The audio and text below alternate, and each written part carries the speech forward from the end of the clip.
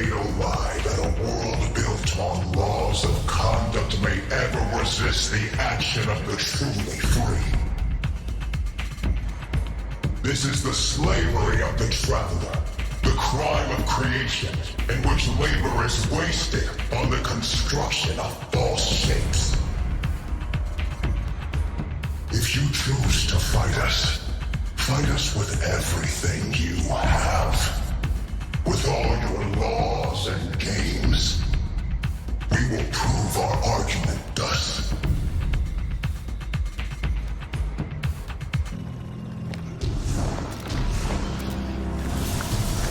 You smell that? Sterile neutrinos. A version pulse firing up!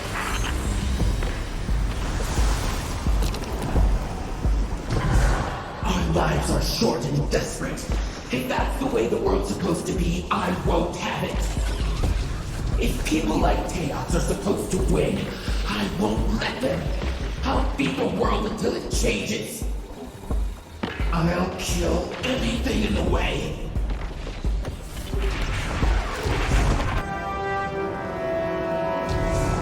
When Oryx looks upon you, you feel that you may vanish if he looks away.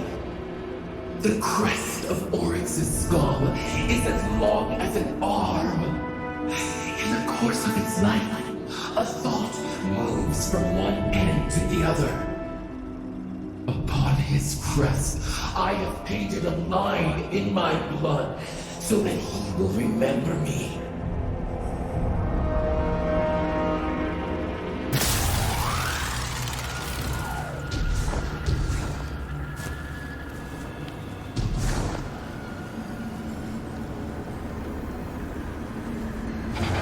Bearing siblings.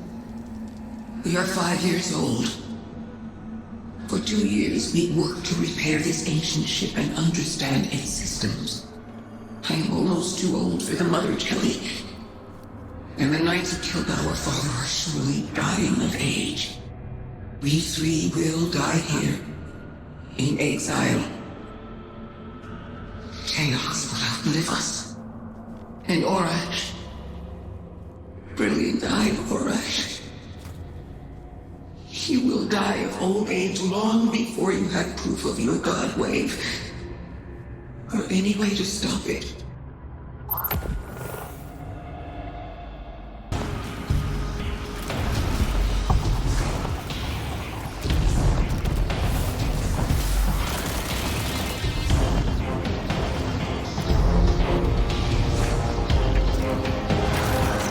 Shall establish a court, and whoever comes into this court may challenge me. My court will be the High War. It will be a killing ground, and a school of the sword logic we have learned from our gods.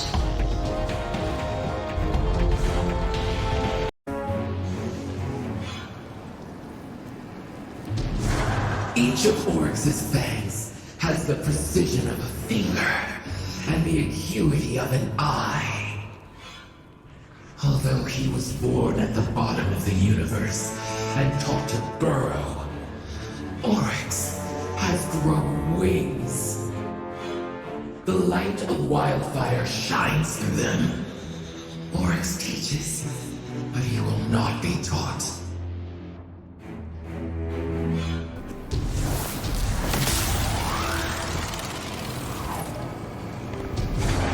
I am war, and my throne is deathless. Come, cut the outer curtain of my fortress, and it will open its new eye in a bloodless laceration. Cut further to see inside its walls, the yellow fat, the purple viscera, the teeming rust-cut capillaries. These are the colors of war. These are the colors of my court.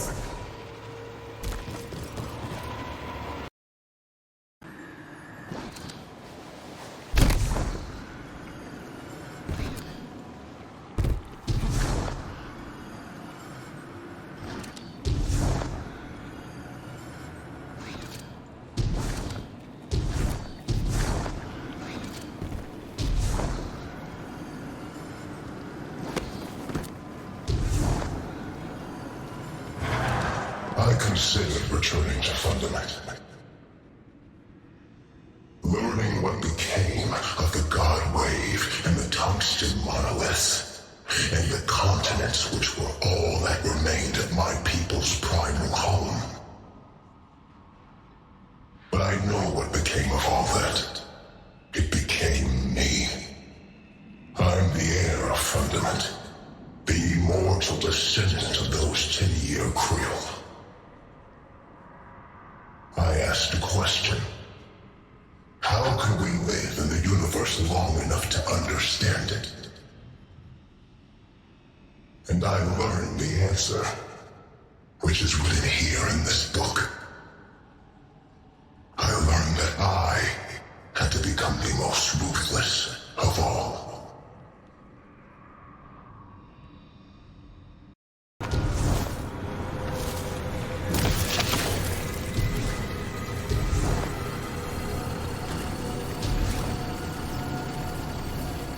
I am at my end.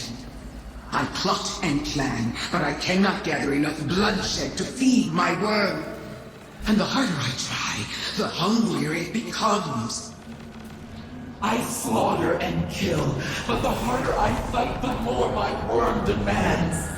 I too am at my end. Guardian, you must disempower the Dreadnought systems before its weapon can be readied.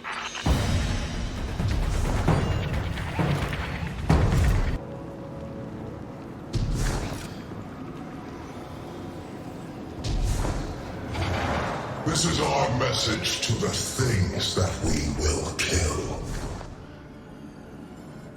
A species which believes that a good existence can be invented through games of civilization and through laws of conduct is doomed by that belief. They will die in terror. The lawless and the ruthless will drag them down to die. The universe will erase their monuments.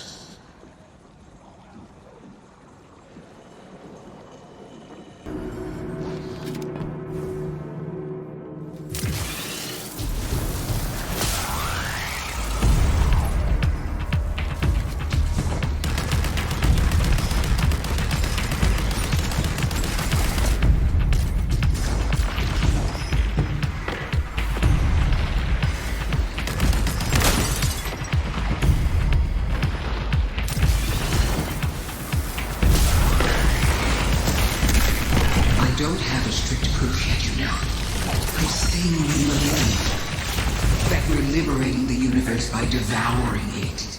That we're cutting out the rot. That we're on course to join the final shape. I haven't found a strict eternal proof. We might yet be wrong. Sister, it's us. We're the proof. We are the Hive. If we last forever, we prove it. And if something more ruthless conquers us, then the proof is sealed.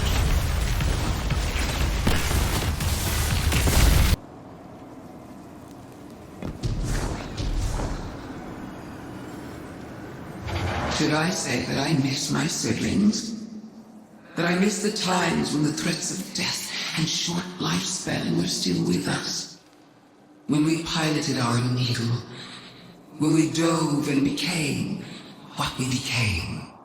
No, Ziva was the sentimental one. We are not who we were. Who we were no longer exists. You sound like my brother.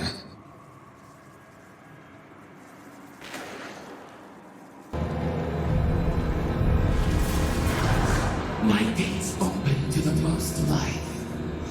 The swollen fountains run with blood and burst with arterial spray. The paths are paved with small white teeth. They gnash beneath each footfall, their roots raw and alive.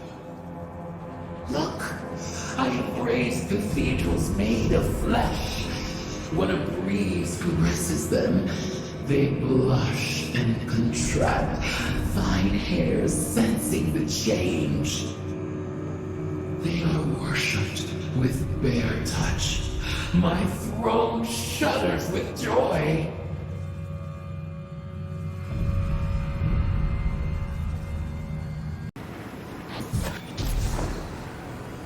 She could never quite understand it.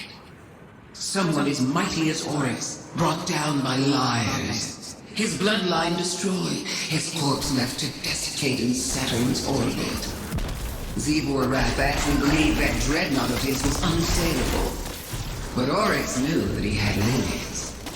More than once, he took the power of our deaths to defeat something stronger than himself. She's just bitter she wasn't there to die for him again.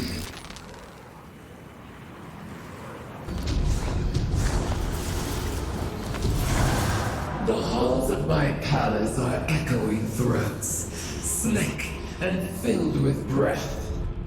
Its windows are glazed with skin, opalescent and alive, latticed with blue-black veins. The seats of my throne are fashioned with living bones. Break them, and you will see their raw red marrow. Break them, and the wet pits will writhe. Two are knotted with scars, broken and reformed. Broken and reformed. Look out from the terrace and see the worlds we will devour to sustain us. It is a mouth, yawning black and wide and hungry. It is open and screams of base need.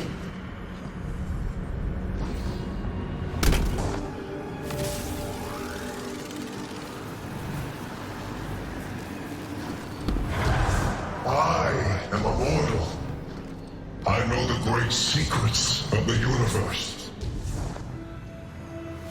I've scouted the edges of the darkness, and I've chased the lying god down galactic arms and a howling pack of bones. In my fist, I carry the secret power that will rule eternity. In my worm, I bear the tribute of my court and of my children. The Hull-Beater, the Weaver, and the Unraveler. And with this tribute, I smash my foes. Ayat. What is at war is healthy. What is at peace is sick. Ayat. Let it be thus, because it must. Ayat. The only meaningful relationship is the attempt to destroy. I am Oryx, the first navigator, the Taken King. Ayat. Let me be what I am, because to be anything else would be fatal.